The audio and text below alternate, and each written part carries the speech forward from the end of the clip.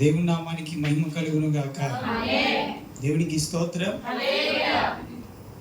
కొన్ని నిమిషాలు దేవుని వాక్యాన్ని మనం విందాం. ఈ 40 దినాల శ్రద్ధ ప్రార్థన కుడికల్లో మొదటి రోజు దేవుని యొక్క వాక్య భాగాన్ని ధ్యానం చేద్దాం. ఈరోజు వాక్య భాగాంశముగా పరిశుద్ధ లేఖనంలో నుండి రోమీలికి రాసిన పత్రిక 3వ అధ్యాయం 25వ వచనాన్ని చదువుకుందాం. పూర్వము చేయబడిన పాపములను దేవుడు తన ఉరిమి వలన ఉపేక్షించినందున ఆయన తన నీతిని కనుపరచవలెనని. చాలా చిన్న ప్రార్థన. పరిశుద్ధానికి వందనాలు.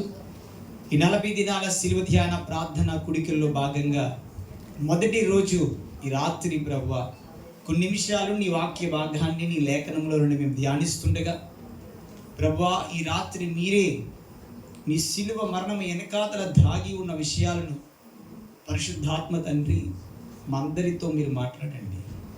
ఆత్మదేవా మనందరినీ దర్శించండి. నీ స్వరమును మాకు వినిపించండి. యేసుక్రీస్తు నామమున ప్రార్థించి అడుగుచున్నాం తండ్రి. ఆమేన్. దేవునికి స్తోత్రం. హల్లెలూయా. పిల్లరా, ఈ 40 దినాల శిలువ ధ్యాన ప్రార్థన కుడికెల్లో భాగంగా ఈరోజు మనం ధ్యానం చేయబోయే వాక్య అంశము యేసుక్రీస్తు యొక్క మరణము మనకు మేలాయెను. యేసుక్రీస్తు యొక్క మరణము మనకు మేలు. చెప్పండి, యేసుక్రీస్తు మరణము మనకు మేలు. దేవునికి స్తోత్రం. ప్రియులారా, ఈ లోకానికి వచ్చిన ఆయన సర్వ లోక రక్షకుడు. దేవునికి స్తోత్రం. లోక రక్షకుడిగా ఈ లోకానికి ఆయన వచ్చి మనందరి కొరకు పిల్లరా శిలువలో ప్రాణము పెట్టుట ద్వారాగా, మనందరి కొరకు రక్తము కార్చుట ద్వారాగా, ఆ శిలువ మరణము ద్వారాగా మనకు కలిగే మేలు యేసుక్రీస్తు ద్వారాగా ఏమిటి అని లేఖనం సెలవిస్తుంది అంటే, పిల్లరా యేసుక్రీస్తు ప్రభువారు శిలువ మరణము మనం చదువుకున్న రోమీలికి రాసిన పత్రిక 3వ అధ్యాయం 25 వచనమాట. పూర్వము చేయబడిన పాపములను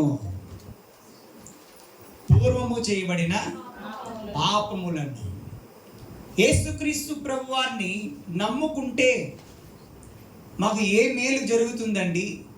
యేసుక్రీస్తు ప్రభువారిని పూజిస్తే మాకు ఏ మేలు జరుగుతుందండి? యేసుక్రీస్తు ప్రభువారిని ఆరాధిస్తే, ఆయన్ని వెంబడిస్తే, ఆయన మార్గంలో నడిస్తే, యేసుక్రీస్తు ప్రభువారిని విశ్వసిస్తే మనకు కలిగే మేలు ఏంటి అని ఆలోచించేవారు సమాజంలో సంఘాల్లో కొందరు ఉంటారు. కొందరు యేసుక్రీస్తు నమ్ముకున్న తర్వాత నాకు ఏ మేలు జరగలేదు, యేసు ప్రభువుని నమ్ముకున్న తర్వాత నాకు ఎంతసేపు శ్రమలే కలిగాయి, కష్టాలు కలిగాయి, బాధలు కలిగాయి, ఇబ్బందులు కలిగాయి, నేను ఎందుకు యేసై నమ్ముకోవాలి, యేసై నమ్ముకోవడం వల్ల నాకు ఏ మేలు చేశారని కొందరు మందిరాన్ని విడిచిపెట్టి, దేవుని విడిచిపెట్టి లోకంలో మరలా తిరిగి కలిసిపోయిన వారు లేకపోలేదు. కొందరు యేసుక్రీస్తు ప్రభువారి ద్వారాగా మేలులు పొందుకుని, ఆ మేలు ఎలాంటివో తెలుసుకుని ఆయన కొరకు సాక్షులుగా కూడా జీవించిన వారు ఉన్నారు. ఆయన కొరకు ప్రాణం పెట్టిన వారు ఉన్నారు. ఆయన్ని ఎంతగా ప్రాణంగా ప్రేమించేవారు క్రైస్తవ సమాజంలో ఉన్నారు. క్రీస్తుని ఇప్పటికీ వెంబడిస్తున్నారు. దేవునికి స్తోత్రం. యేసుక్రీస్తు మరణము మనకు ఎలాగ మేలైంది? యేసుక్రీస్తు మరణం మనకి ఎలాగున్న మేలు చేసింది అని మనం ఆలోచన చేస్తే, లేఖనంలో రాయబడిన మాట పూర్వము చేయబడిన పాపములు.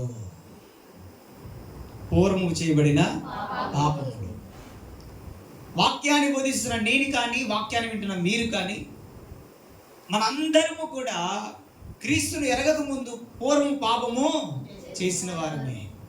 మనందరము క్రీస్తును అంగీకరించక ముందు ఎంతగానో లోకములో పాపులుగా జీవించిన వారమే. క్రీస్తు యొక్క మరణము మనకి ఎలా మేలు చేసింది అంటే ఆయన శిలువలో కార్చిన రక్తధారలు, ఆయన నీ కొరకు పెట్టిన ప్రాణము, ఆయన పడిన శ్రమలు నీ జీవితంలో పూర్వపు పాపములు ఏవైతే ఉన్నాయో ఆయన రక్తము ద్వారాగా నీవు కడిగి క్షమించబడ్డాయి. హల్లెలూయా. ఆయన రక్తధారలే మన పూర్వపు పాపములన్నిటిని క్షమించింది. నెంబర్ 1, దేవునికి స్తోత్రం. పూర్వము నేను ఎంత పాపినో నాకు తెలుసు. పూర్వము ప్రియులారా మీరు ఏ విధంగా పాపలు ఉన్నారో మీకు తెలుసు. ఈ వాక్యం ఉంటున్న ప్రియులారా మన జీవితాల్లో పూర్వం ఎన్నో పాపాలు చేసాం. ఆ పాపాలన్నీ కూడా ఎలా క్షమించబడ్డాయో తెలుసా? పరిశుద్ధుడైన యేసుక్రీస్తు రక్తము ద్వారాగానే మనకు పూర్వ పాపముల నుండి క్షమాపణ కలిగింది. హల్లెలూయా. యేసుక్రీస్తు ప్రభువుని నమ్ముకుంటే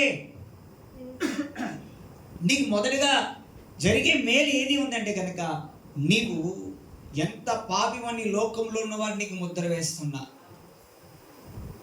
ఇప్పుడు ఇలా ఉందండి, కానీ పూర్వం ఎంతో ఇదిగా ఉండేది ఏంటని చెప్పి ఇప్పటికీ అదే పాపములు బట్టి నేను ఏలెత్తి చూపిస్తున్నా.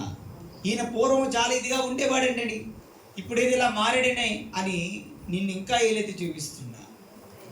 ఆ పూర్వపు స్థితి నుండి ఈ స్థితికి నేను తీసుకురావడం గల కారణము ఆయన రక్తంలో కడగబడిన కృపయే. హల్లెలూయా. ఇప్పుడు ఏ స్థితిలో ఉండి ఇంకా ఒకవేళ పాపములు క్షమించబడకుండా ఉండి జీవిస్తూ ఉన్నట్లయితే శుభవార్త అటువంటి వారికి యేసుక్రీస్తు రక్తము ప్రతి పూర్వపు పాపముల నుండి నిన్ను కడిగి పరిశుద్ధపరిచే శక్తి ఆ రక్తములో ఉంది.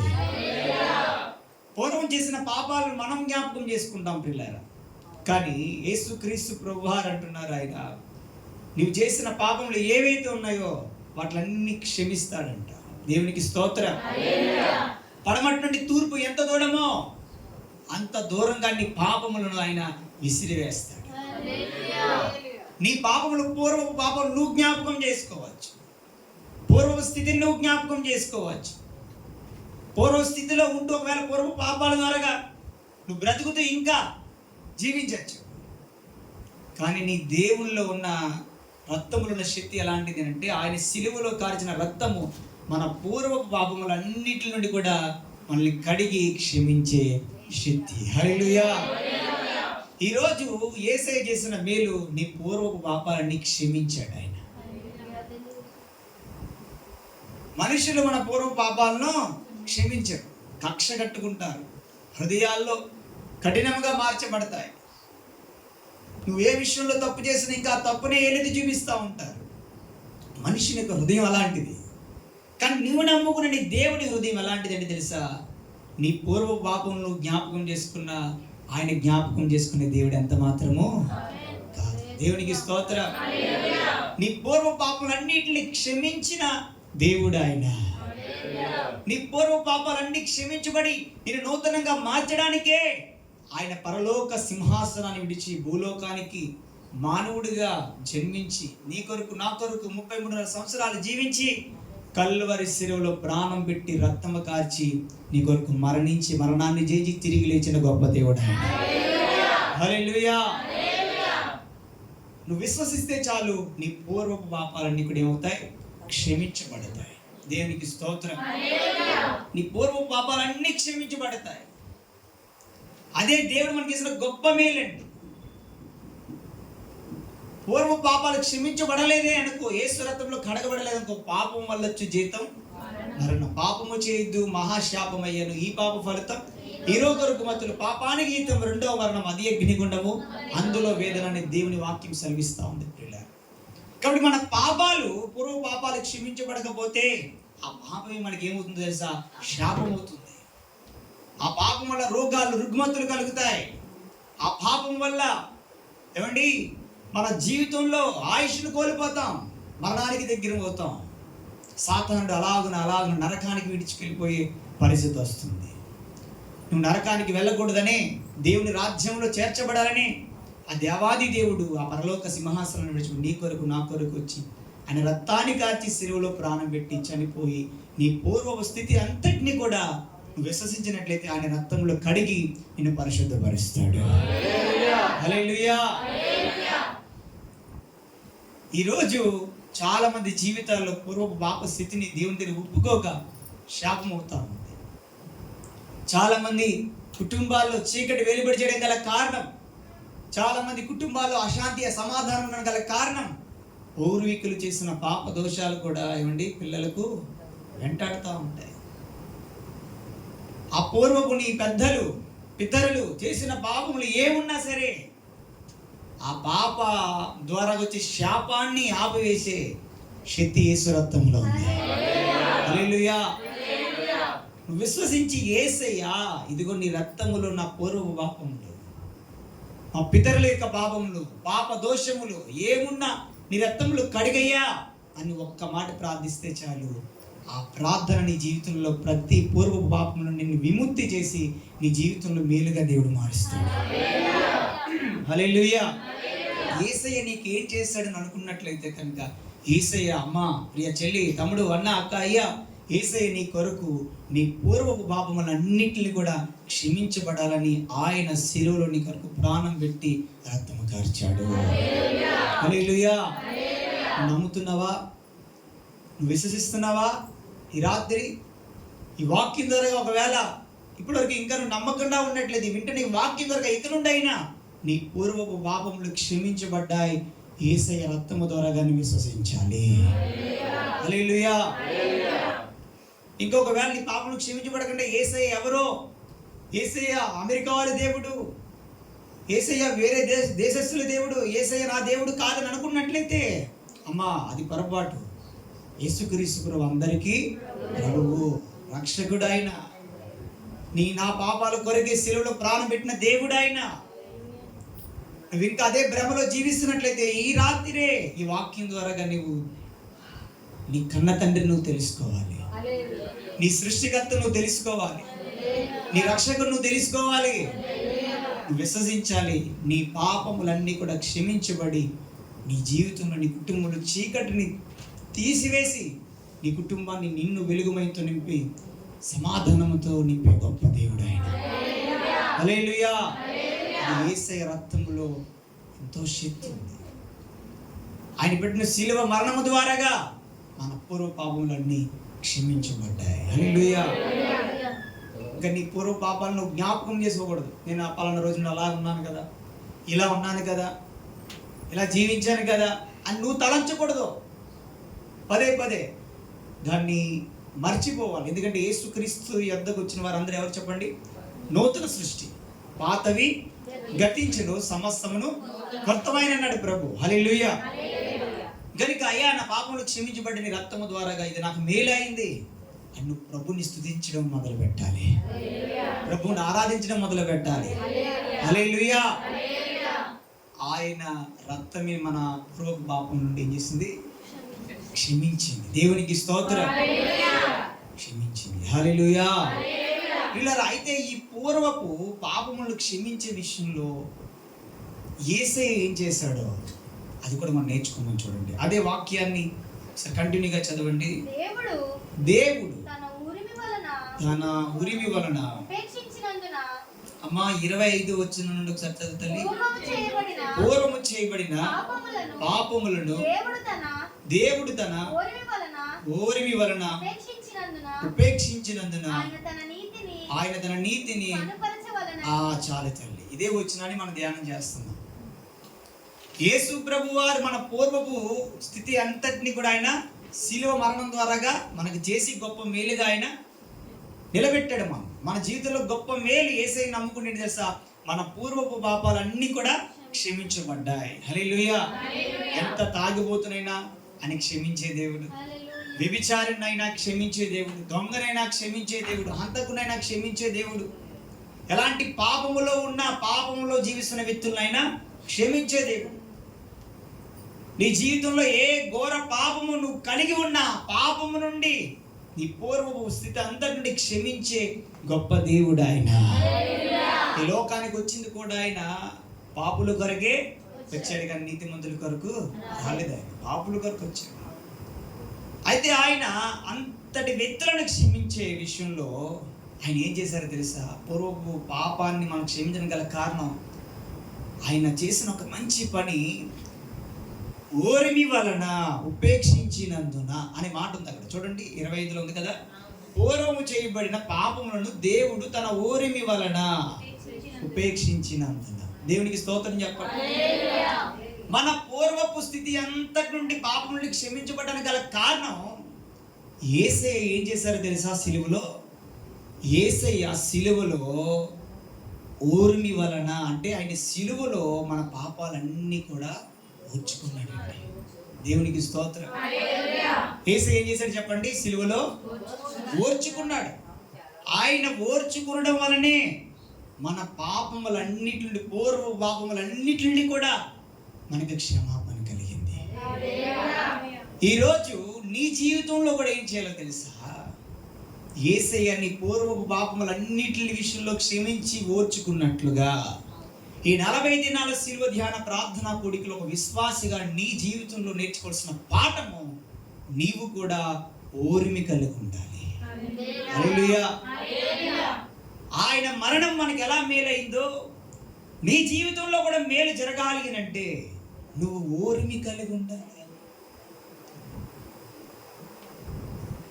ఈరోజు చాలా మంది జీవితాల్లో ఓర్మి లేదు. ఏ ఏ పరిస్థితుల్లో ఓర్మి కలిగి ఉండాలి? ఓర్మి అని అంటే ప్రియులారా సహనము. ఓర్మి అంటే సహనము. యేసయ్య సిలువలో ఓర్మి కలిగి అంటే సహనం కలిగి ఉన్నాడు ఆయన. దేవునికి స్తోత్రం. ఎంతో సహనాన్ని భరించాడు ఆయన. ఓర్మి కలిగి ఉన్నాడు అంటే మౌనంగా ఉన్నాడు. మౌనంగా ఉన్నాడు. పిడిగుద్దులు గుద్దారు, మౌనంగా ఉన్నాడు. ఉమ్ము వేశారు, మౌనంగా ఉన్నారు. కొరడాలతో కొట్టారు, మౌనంగా ఉన్నారు. సిలువ కట్టి రోడ్డు మీద ఈడ్చుకుంటూ గొల్గొతా కొండ వరకు నడిపించారు, మౌనంగా ఉన్నాడు. కల్వరి సిలువలో ఆయన కల్వరి సిలువలో ఎంతగానో ప్రాణం పెట్టేటప్పుడు కూడా మౌనంగానే ఉన్నాడు. దేవునికి స్తోత్రం. ఆయన నా జీవితంలో మన పూర్వపు పాపములు క్షమించబడ్డానికి ఆయన ఎంత ఓర్మి అయ్యాడు అంటే సహనం కలిగి ఉన్నాడు యేసయ్య. ఈరోజు క్రైస్తవుడిగా దేవుని బిడ్డగా నీ జీవితంలో నువ్వు ఓర్మి కలిగి ఉంటున్నావా? ఈ 40 దినాల శిలువ ధ్యాన ప్రార్థన కూడికలో ఈ మొదటి రాత్రి దేవుడు నీతోనే మాట్లాడుతున్నాడు. నీ జీవితంలో ఓర్మి ఉందా? ఓర్చుకుంటున్నావా? ఆ ఓర్మి అనగా సహనం. ఆ సహనం నీలో ఉందా? యేసయ్య ఎంతో సహనం కలిగి ఉన్నాడు. ఎవరి కొరకు? నీ కొరకు, నా కొరకు, మనందరి కొరకు. మనం ఎన్నో పాపాలు చేసాం, ఎన్నో పాపాలు ఇప్పటికీ చేస్తూ ఉన్నాం. కానీ అయినప్పటికీ ఆయన సిలువలో ఓర్చుకున్న ఆయన ఇప్పటికీ ఈ దినము కూడా ఓర్చుకున్నాడండి. ఈరోజు నువ్వు ఓర్చుకున్నావా? నీలో ఓర్మి ఉందా? ఈ సహనం నీలో ఉందా? యేసయ్య నీ కొరకు, నా కొరకు సిలువలో ఎంతగానో కష్టాలు ఓర్చుకున్నాడు ఆయన. ఆ ఓరిములో సహనంతో పాటుగా ఎంతగానో కష్టాలు ఓర్చుకుని ఎంత కష్టపెట్టారండి ఆయన సిలువలో. యేసు ప్రభువుని సిలువ గొల్గొతా కొండకు తీసుకొచ్చేంత వరకు ఎన్నో కష్టాలు పెట్టారు యేసయ్యకి. మామూలు కష్టాలు పెట్టలేదు.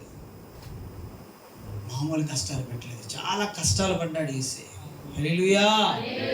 యేసయ్య నీకులాగా ఓర్చుకున్నట్లుగా ఎవరు ఓర్చుకోలేదు. యేసయ్య నీ కొరకు సహనం కలిగినట్లుగా ఎవరు సహనాన్ని కలిగలేరు. యేసయ్య కష్టాలు పడినట్లుగా నీ కొరకు ఈ లోకంలో ఎవరు కష్టాలు పడలేదు. నువ్వు పడే కష్టాలు కూడా ఆయన పడిన నీ కొరకు కష్టాల మీద పెద్ద కష్టాలే కాదు. నీ కలిగే కష్టాలను బట్టి బాబోయ్ నాకు ఈ కష్టం వచ్చి పడిపోయింది, నాకెందుకు ఈ కష్టం, నాకెందుకు ఈ బాధ అనుకుంటాం. కానీ యేసయ్య నీ కొరకు ఈ లోకంలో జీవించినప్పుడు ఎంత కష్టపడ్డాడో తెలుసా? తలకు ముళ్ళ కిరీటం పెట్టుకున్నాడు ఆయన, చేతులకి మేకులు కొట్టించుకున్నాడు ఆయన, కాళ్ళకు మేకులు కొట్టించుకున్నాడు ఆయన. తన దేహం అంతటిని కూడా నీ కొరకు, నా కొరకు ఆయన దున్నుకున్నాడు. ఆయన మాంసం ముద్దగా మారాడు. ఆయన ఎన్నో కష్టాలు పడ్డాడండి. ఆయన కష్టాల ముందు నీ కష్టాలు, నా కష్టాలు పెద్ద కష్టాలే కాదు. ఆ కష్టాలు, నీ కష్టాలు ఏ కష్టాలైనా నువ్వు ఓర్చుకో. ఈరోజు దేవుని నీతో అదే మాట, ఓర్మి కలిగి ఉండు. ఆ కష్టాలు ఎలా వస్తాయి తెలుసా పిల్లరా? కొన్నిసార్లు మన సవాలుగా ఎదురవుతా ఉంటాయి. సవాల్స్ వస్తాయి మనకి. ఈ లోక జీవితంలో జీవిస్తున్న మనకు సవాళ్ళు ఎదురవుతాయి. ఆ సవాళ్ళు నువ్వేమవ్వాలో తెలుసా? నీకు ఎలాంటి సవాలు వచ్చినా సరే నువ్వు ఓర్పు కలిగి ఉండాలి. ఎలాంటి సవాలు ఎదురైనా సరే సహనం కలిగి ఉండాలి. ఎలాంటి సహనం ఎంత కష్టంలో నీ రూపంలో దాచినా సరే ఓర్మి కలిగే జీవించాలి. హల్లెలూయా. ఉద్యోగంలో సవాళ్ళు ఎదురవుతూ ఉంటాయి. ఒక చోట పని చేస్తున్నప్పుడు ఎన్నో సవాళ్ళు ఉంటాయి. మామూలు సవాళ్ళు ఉండవు. పైన అధికారుల ద్వారా, మనకంటే పై చేసేవారి ద్వారా ఎన్నో ఒత్తిళ్ళు ఉంటాయి. ఆ సవాలు వస్తున్నప్పుడు నువ్వు ఓర్మి కలిగి ఉండు, ఓపికపట్టు, సహనంగా ఉండు. నువ్వు ఎక్కడ పని చేస్తున్నావో అక్కడ నీకు ఎలాంటి సవాలు ఎదురైనా యేసు క్రీస్తు కుమార్తెగా, కుమారుడిగా నువ్వు ఓర్మి కలిగి నేర్చుకోవాలి. క్రైస్తవురాలివి, క్రైస్తవుడు నువ్వు చేసే పని చోట ఎప్పుడు గుర్తిస్తారో తెలుసా? నువ్వు చేసే చోట నీ సహనాన్ని గుర్తించే ఈయన క్రైస్తవుడు అనుకుంటానండి, ఈయన క్రైస్తవుడు అనుకుంటానండి. ఎంతలాగా నేను ఒక అధికారిగా ఎన్ని విధాలుగా కూడా ఇబ్బంది పెట్టినా కూడా, ఎన్ని సవాళ్ళు ఈ కుమారి నా కింద పనిచేసిన యజమానికి సవాళ్ళు విసురుతున్నా సరే దాన్ని స్వీకరించి ఎంత ఓర్పుతో ఉన్నాడు ఈయన. నువ్వు చేస్తున్న కంపెనీలో కానీ, నువ్వు చేస్తున్న జాబ్లో కానీ, నువ్వు ఎక్కడుంటే అక్కడ నిన్ను చూసి అందరూ నీళ్ళు జీవితంలో క్రీస్తును చూసేటట్టుగా నువ్వు ఓర్మి కలిగి ఉండాలి. ఈ సిలువ దినాల్లో దేవునికి ఇచ్చే పాఠము ఓర్మి కలిగి ఉంటున్నావా? ఆయన మరణం నీకు మేలైంది.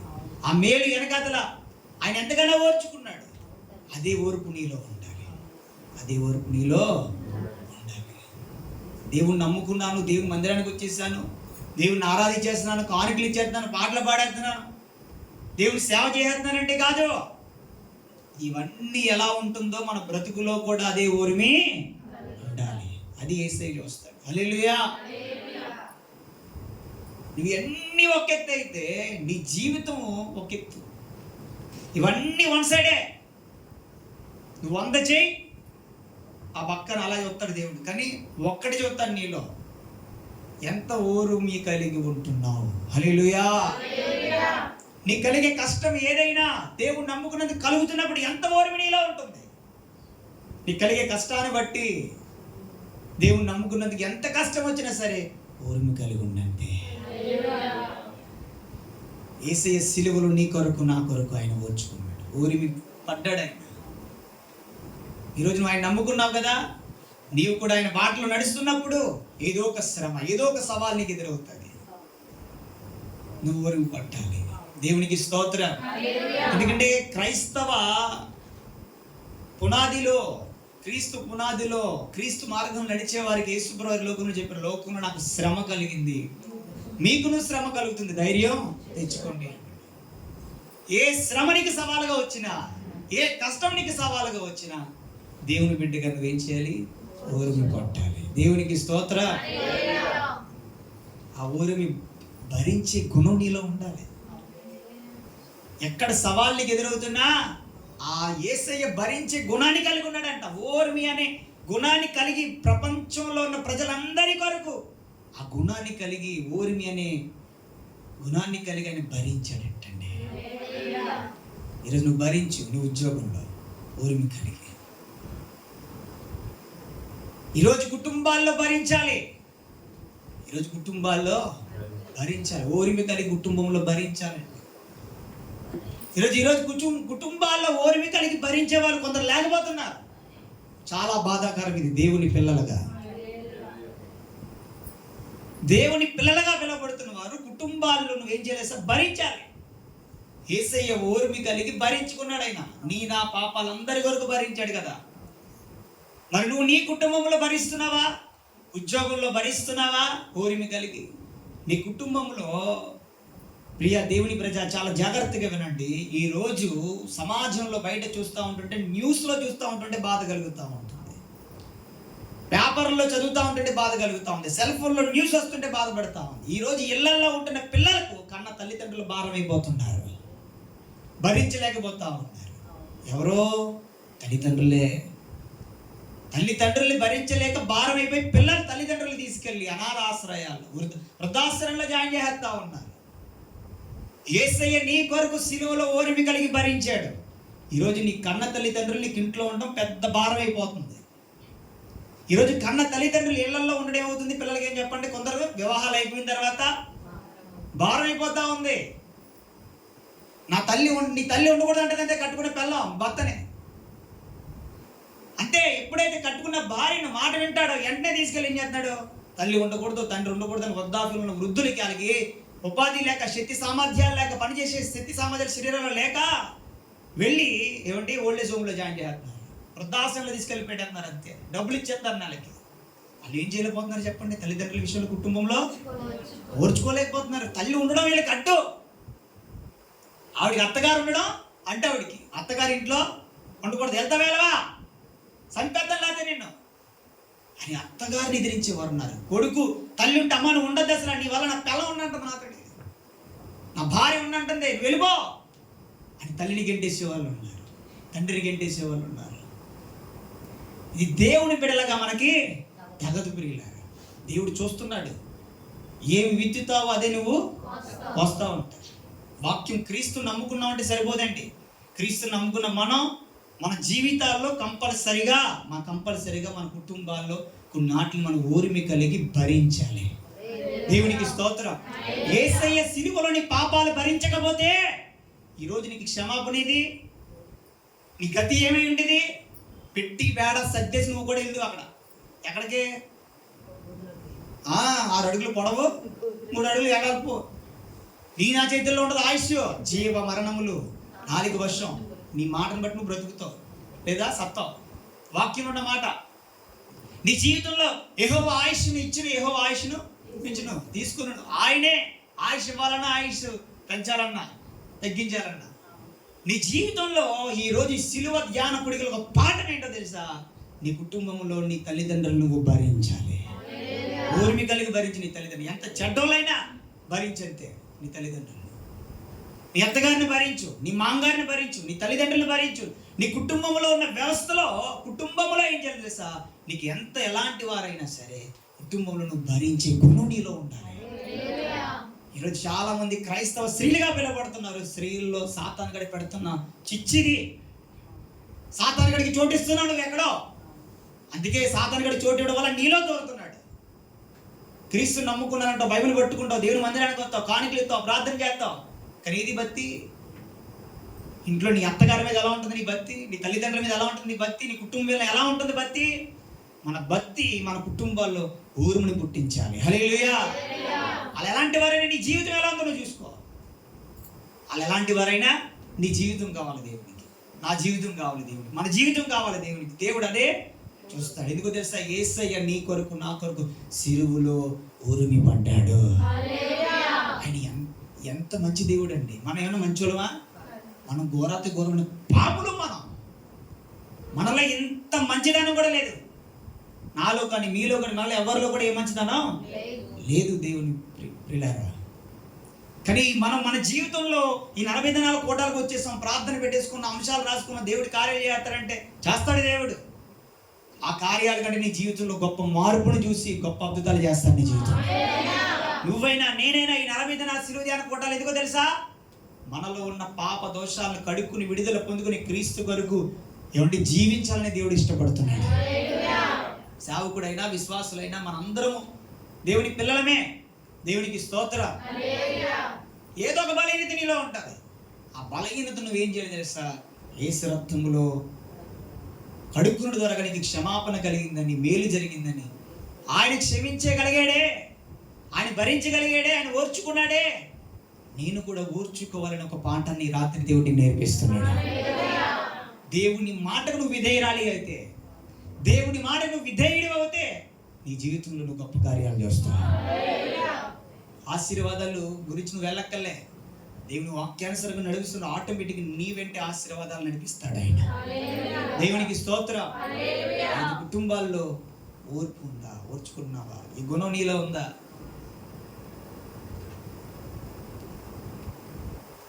మనం ఒక చోట చేసిన కుటుంబంలో ఉన్న, సంఘములో ఉన్న మనము ఓర్చుకోవాలి. ఒకరి ఎడల ఒకరు ఓర్పు కలిగి ఉండాలి. సంఘంలో,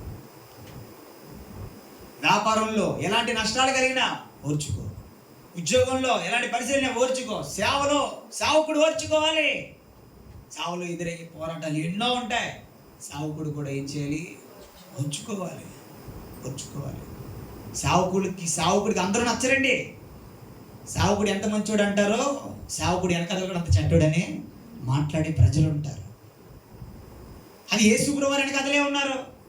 యేసుప్రభువారు వెనకదలే ఉన్నారు. యేసుప్రభువారు వెనకదలా యేసుప్రభువారు తిరుగుతుంటే యేసుప్రభువారు సిలువకు అప్పగించే ముందే ఆయన మనం నేర్చుకుంటాం రానున్న దినాల్లో ఏంటి, గాడిద ఎక్కి ఆయన ఊరెగుతున్నప్పుడు దావీదు కుమారునికి జయము, ప్రభు పేరిట వారు స్తుతింపబడును గాక, సర్వోన్నత స్థలంలో దేవునికి జయము మహిమ అని జయజయలు కొట్టారు యేసయ్యని ప్రజలు. అదే ప్రజలు పిలాతు ఎదుట నిలబెట్టినప్పుడు యేసు ప్రభు వారిని సిలువ వేయుడి, సిలువ వేయుడి, యేసుకు సిలువ వేయుడి, బరబ్బాని విడిచిపెట్టండి అన్నాడు. బందిపోటు దొంగ బరబ్బాను కోరుకున్నారు ప్రజలు. నీతిమంతుడు ఏ పాపమును ఇతని పిలాతు కూడా చేతులు కడుక్కున్నాడు. కానీ ప్రజలు యేసునే సిలువకు అప్పగించారు. ఏ ప్రజలైతే చేయకొట్టారు అదే ప్రజలు ఏమన్నారో సిలువ వేయండి అన్నారు. కొందరికి సేవకుల విషయాల్లో కూడా పిల్లరా శ్రమలు ఎదురవుతూ ఉంటాయి. సేవకుడికి ఓర్ము కలిగే ఉండాలి. సంఘమే ఒక్కోసారి సేవకుడికి తిరుగుబాటు చేస్తూ ఉంటుంది. ఓర్ము కలిగి ఉండాలి సేవకుడు. ఈరోజు సేవకుడి జీవితాలు ఎన్నో పోరాటాలు ఉంటాయి. కానీ సేవకుడు కూడా ఏం కలిగి ఉండాలి, ఓర్మి కలిగి ఉండాలి. సేవ ఎంతో శ్రమలతో కూడింది, కష్టాలతో కూడింది, పోరాటాలతో కూడింది. ఈరోజు నీ కుటుంబం నీకు ఎంత కష్టంగా ఉంటుందో, నీ ఇంట్లో ఉండి 4-5 పెంచడం, సేవకుడికి కూడా సంఘం నడిపించే విషయంలో ఎన్నో ఉంటాయి. దేవునికి స్తోత్రం. ఈరోజు మీ ముందుకి వాక్యాన్ని తీసుకురావడానికి దేవుని పాదాలు పట్టుకుంటేనే వాక్యం వస్తుంది. దేవునికి స్తోత్రం. ఒక నూతన విషయం పుట్టుకు రావాలంటే సేవకుడు ఎంతో ప్రయాసపడి ప్రార్థన చేసి కనిపెడితేనే నూతన మాటని దేవుడు ఆలోచనగా ఎత్తాడు సేవకుడికి. హల్లెలూయా. సేవ అంటే కూర్చుని తినేసి, సేవ అంటే తిరిగేసి చేసే వాళ్ళు కొందరు ఉన్నారు. కానీ సేవకుడికి శ్రమపడే సేవకులు కూడా ఎందరో ఉన్నారు. సేవకుడు కూడా ఎన్నో కష్టాలు ఉంటాయి. ఈ వాక్యం ఉంటున్న ప్రియ సేవక, నీ జీవితంలో ఎన్ని శ్రమలైనా సరే ఓర్చుకో. దేవునికి స్తోత్రం. హల్లెలూయా. ఓర్చుకో. నీ జీవితంలో ఊరిమి యేసయ్యని గొప్ప మాదిరి. ఎలాంటి పరిస్థితుల్లోనైనా సరే యేసు మనందరి కొరకు సిలువలో ఆయన ఓర్చుకున్నాడు. ఆయన ఓర్చుకున్న ద్వారా మనకి ఏం కలిగిందో తెలుసా? ఉపేక్ష కలిగింది. మనకి ఉపేక్ష కలిగింది. విడుదల పొందుకున్నాం. ఈరోజు క్షమించబడ్డాం. ఆయన పిల్లలుగా నీతిమంతులుగా తీర్చబడ్డాము. హల్లెలూయా. నీతిమంతులుగా తీర్చబడ్డాం. అంత గొప్ప భాగ్యాన్ని దేవుడు ఇచ్చాడు. యేసయ్యని నమ్ముకున్నట్టు ద్వారాగా నీ జీవితంలో ఆయన మేలే చేసే దేవుడు. మేలు చేశాడు. నీ పూర్వపు పాపాలను క్షమించాడు. ఆ క్షమించే విషయంలో ఆయన ఎంతగానో ఓర్మి కలిగి ఉన్నాడు, సహనాన్ని కలిగి ఉన్నాడు. ఆయన నీ పాప భారాలన్నింటినీ కష్టాలుగా భరించాడు. ఈరోజు నీవు కూడా నీ కుటుంబంలో ఏం చేయాలి? ఓర్మి కలిగి ఉండాలి. ఉద్యోగంలో, సేవలో, సమాజంలో, వీధిలో, సంఘంలో, ఎక్కడ నువ్వు ఉంటే అక్కడ నీలో ఓర్మి కనబడాలి. దేవునికి స్తోత్రం. ఎన్ని సవాళ్ళని జీవితంలో ఎదురవని ఓర్మి కలిగి ఉండు, విజయం సొంతం అవుతుంది. అటువంటి కృపా దేవదేవుడు ఈ వాక్యం ద్వారా మనందరికీ దయచేసి నడిపించునుగాక. ఆమేన్. కళ్ళు మూసుకుందాం, ప్రార్థన చేద్దాం. దేవా, ఈరోజు ఈ 40 దినాల సిలువ ధ్యాన ప్రార్థన కొడుకు నువ్వు నాతో మాట్లాడావు నాయన. నేను నమ్ముతున్నాను తండ్రి, నా జీవితంలో నీ మరణం నాకు మేలైంది. నీ మరణం నాకు మేలు. వాక్యం నీకు ఏం అర్థమైందో ప్రార్థన చేయి. ఇది వచ్చి వెళ్ళిపోవడం కాదు, ముక్కుబడి కోటంగా వచ్చి వెళ్ళిపోవడం కాదు. నీ జీవితంలో రాకపోతే మాస్టర్ గారు ఏదో అంటారని వచ్చానని చెప్పి వెళ్ళిపోవడం కాదు, లేదా ఏదో అంశం పెట్టుకున్నది నెరవేరుతుందని చెప్పి అవసరత కోసం వచ్చి వెళ్ళిపోయేది కాదు ఈ కోటం. దేవుడు చెప్పిన వాక్యానికి విధేయత కలిగి ఉండడానికి నీ కొరకు దేవుడి రాత్రి నీతో మాట్లాడాడు. విధేయత కలిగి ఉంటానయ్యా నీ మాటకు. ఈ రాత్రి నువ్వు నాతో మాట్లాడావు, సూటిగా మాట్లాడావు, స్పష్టంగా మాట్లాడావు. నాతోనే నువ్వు మాట్లాడావు ప్రభువా. ఈ 40 దినాల సిలువ ధ్యాన ప్రార్థన పొడిగిలో మొదటి రోజు నాతో నువ్వు మాట్లాడావు ప్రభువా. నేను నమ్ముతున్నాను, నేను విశ్వసిస్తున్నాను ప్రభువా. నీ మరణము నాకు మేలైంది, నా పూర్వపు పాపములన్నిటిని కూడా క్షమించింది. నా విషయంలో నువ్వు ఎంతగానో నాయన ప్రభువా ఊరిమి కలిగి ఉన్నావు, నా కొరకు సహనాన్ని కలిగి ఉన్నావు, కష్టాలు పడ్డావు సిలువలో. ఈరోజు నా జీవితంలో కూడా నేను నమ్ముకున్నందుకు ఎన్ని కష్టాలు వచ్చినా నాకు ఓర్మి ఇవ్వయ్యా అని అడుగు. నా జీవితంలో ఎన్ని కష్టాలు రాని, ఎన్ని సవాళ్ళు ఎదురవనే, నాకు ఓర్మి ఇవ్వయ్యా, ఓర్చుకునే మనసు ఇవ్వయ్యా, అటువంటి ఆత్మశక్తితో నన్ను నింపయ్యా. యేసు యేసు ఓర్మిని ఇవ్వయ్యా, నా జీవితంలో ఓర్మిని ప్రభువా. ఓర్మి లేదయ్యా, కుటుంబాలని ఓర్చుకోవాలి. నా అత్తగారంటే నా తల్లితో సమానం, నా తల్లిదండ్రులని ఓర్చుకోవాలి, నా అక్క చెల్లెలు ఓర్చుకోవాలి, అన్నదమ్ములు ఓర్చుకోవాలి, ఉద్యోగంలో ఓర్చుకోవాలి, సంఘంలో ఓర్చుకోవాలి, నీ ఎదుట ఎలాంటి పరిస్థితులను ఓర్చుకోవాలి. సావుకుడి విషయంలో ప్రియ సేవక, నీ జీవితంలో ఎలాంటి శ్రమలను ఓర్చుకోవాలి. అది దేవుడు నేర్పించే పాఠం ఈ రాత్రి నీకు. ఈరోజు ఈ వాక్యం నీతోనే మాట్లాడిందమ్మా. పక్కోల కోసం కాదు వాక్యం, పక్కోలకి మార్కులు చేయడం కాదు ఈ వాక్యం. ఈ రాత్రి పక్కోల గురించి కాదు, నీ గురించే ఈ రాత్రి వాక్యం. నీతోనే మాట్లాడాడు ఆయన. నువ్వు మంచి తీర్మానం తీసుకుంటావని, విధేయత కలిగి ఉంటావని. దేవా, నాకు మేలు చేసావు, నా కొరకు ఎంతగానో ఓర్మి కలిగి ఉన్నావు, నేను ఓర్మి కలిగి ఉండాలి. ఈ 40 దినాల శ్రీజాన్ భారతం ద్వారా నాకు మాట ప్రకారం జీవించే కృపను నాకు ఇవ్వయ్యా, అటువంటి శక్తిని నాకు ఇవ్వయ్యా. అటువంటి నీ కుమార్తెగా కుమారుడిగా జీవించే బ్రతుకును నాకు ఇవ్వయ్యా. ఇదిగో నీ రక్తంలో కడిగయ్యా, నీ రక్తంలో నా పాపాలని క్షమించయ్యా. విన్న వాక్య ప్రకారం నీ మాటని విధేయురాలను అవుతున్నాను, అలా జీవించే కృపను నాకు ఇవ్వయ్యా అని అడుగుతావా? నీ జీవితంలో గొప్ప విజయాలు చూస్తావు. మంచి ప్రార్థన చేయి, తీర్మానంతో కూడిన ప్రార్థన చేయి, మంచి తీర్మానంతో కూడిన ప్రార్థన చేయి, తీర్మానంతో కూడిన ప్రార్థన చేయి. దేవుని సన్నిధిలో ప్రార్థన చేయి.